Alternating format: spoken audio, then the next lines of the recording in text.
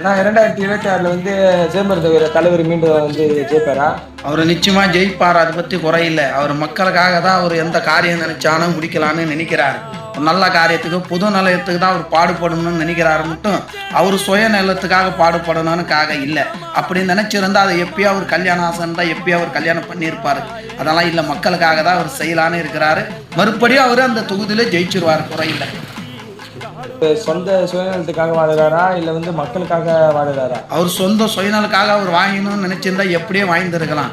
அவர் மக்களுக்காக நம்மள ஒரு தாழ்ந்துபட்ட மக்கள் நல்லா இருக்கணும், அந்த சமுதாயம் வகையில மேற்படிப்படி மேல்மே தான் இருக்கணும், மட்டும் கீழே இருக்கக்கூடாதுன்ற ஒரு அடிப்படையில் அவர் வாங்கிக்கிட்டே இருக்கிறார்.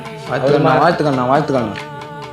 அவர் மற்ற தலைவர் மாரி பணத்துக்கு அது மாதிரி ஆசைப்பட்டு இருந்தா அவருக்கு பேரு புகழ கொஞ்ச நாள்ல தான் இருந்திருக்கும். அவர் தினமா வந்து இருக்க மாட்டார், நல்லா மனசுல இடம் பிடிச்சிருக்க மாட்டார். அது எப்பயோ அவருக்கு கேன்சல் ஆகிருப்பாரு. அது மாதிரி என்னாலும் அவர் மனசுல இல்லை. சரி, நம்ம வாழ்த்துக்கள். மக்கள் நேசிக்கிற ஒப்பற்ற தலைவர் அவர். அவருக்கு எந்த ஒரு பிரச்சனை இல்லாம இருப்பாரு, எந்த இடத்துலயும் கொலவர் கொடுக்குற மனசு. வாழ்த்துக்கள்.